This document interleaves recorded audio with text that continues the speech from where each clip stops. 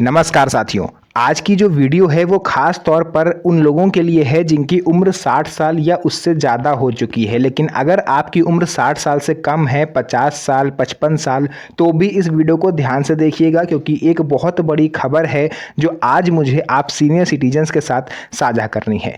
तो बहुत ज़्यादा मैं इसलिए 3 बार बोल रहा हूँ क्योंकि बहुत महत्वपूर्ण चीज़ है जो आपको जाननी होगी और आज मैं आपको इस वीडियो में पूरा विस्तार से बताऊंगा कि सरकार ने आप लोगों के लिए कौन से महत्वपूर्ण फैसले लिए हैं उसके बारे में। तो वीडियो को अंत तक जरूर देखिएगा क्योंकि अगर आप थोड़ा सा भी स्किप करोगे तो आप एक महत्वपूर्ण जानकारी को खो दोगे। तो चलिए वीडियो को स्टार्ट करते हैं। देखिए, मैंने स्टार्टिंग में एक वर्ड बोला था कि अगर आपकी उम्र 60 साल की नहीं हुई है तो भी आपको इस वीडियो को पूरा देखना है, क्योंकि अगर आपकी उम्र 50 साल, 40 साल या उससे कम है तो आपके घर में कोई ना कोई वरिष्ठ नागरिक जरूर होगा, यानी सीनियर सिटीजन जरूर होगा।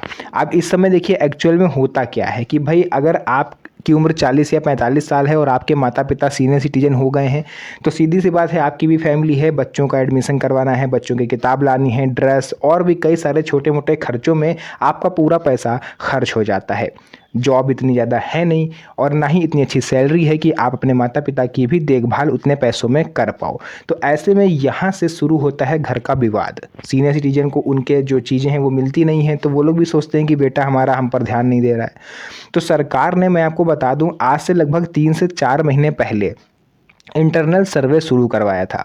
इंटरनल सर्वे करवाया था, उसमें लगभग 7 से 8 लोगों की टीम को गठित किया गया था और जो भी पेंशनर्स हैं उनसे फीडबैक मांगे गए थे।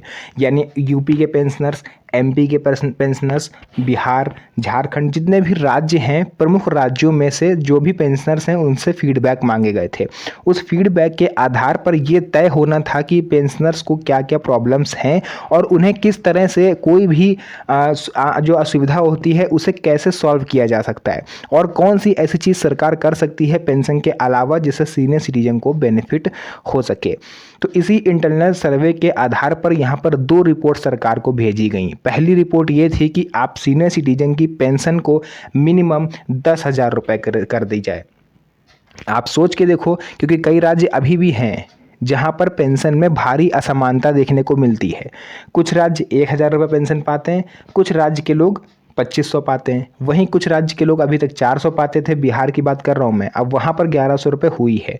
तो ये जो असमानता फैली हुई है पूरे भारत देश में पेंशन राशि को लेकर के, ये एक सबसे बड़ा रोष का कारण है बुजुर्गों में और यहीं से भेदभाव की भावना उत्पन्न होती है। तो जो टोटल कोर कमेटी थी उसने सरकार को रिपोर्ट भेजी, पहली कि 10,000 रुपये मिनिमम पेंशन जो है करी जाए बुजुर्गों की, और जो हमारे दिव्यांग भाई बहन हैं और जो हमारी विधवा महिलाएं हैं मिनिमम पेंशन 10,000, क्योंकि महंगाई का दौर बहुत ज़्यादा है। आप घर में बैठे हो, आपको नहीं पता चल रहा है, क्योंकि अगर आप खर्चा नहीं कर रहे हो तो सीधी सी बात है आपको नहीं पता होगा।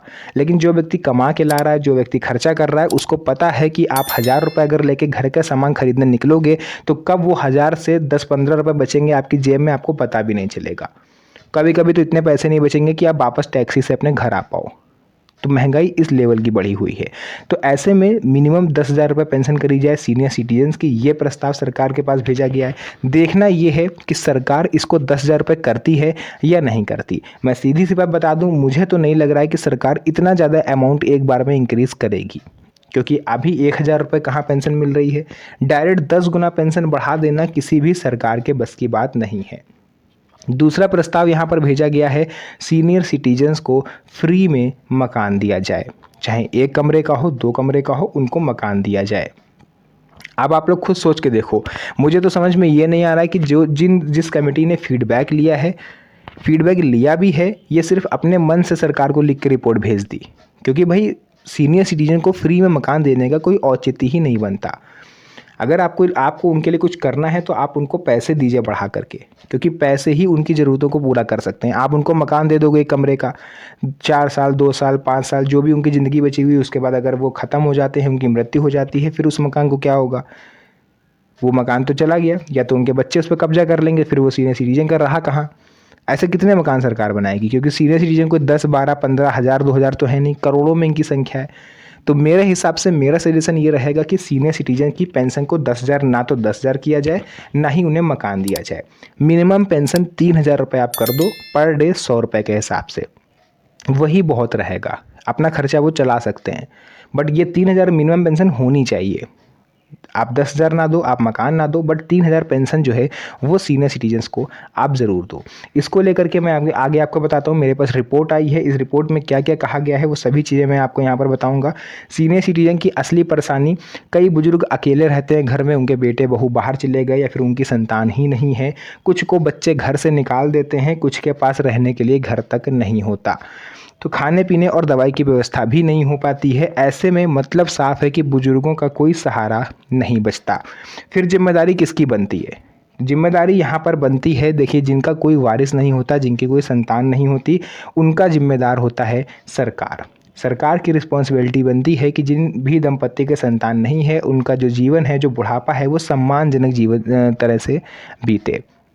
जैसे उनको पेंशन सरकार समय पर दे, अगर उनके पास आवास नहीं है तो उसकी व्यवस्था सरकार करे। ये जिम्मेदारी होती है सरकार की, ठीक है। और दूसरी तरह से अगर लीगल तरीके से देखा जाए तो ऐसा कोई नियम नहीं बना हुआ है कि सरकार ऐसे लोग की देखभाल करेगी, बट इंसानियत के तौर पर मैं आपको बता रहा हूँ, सरकार की रिस्पॉन्सिबिलिटी होनी चाहिए।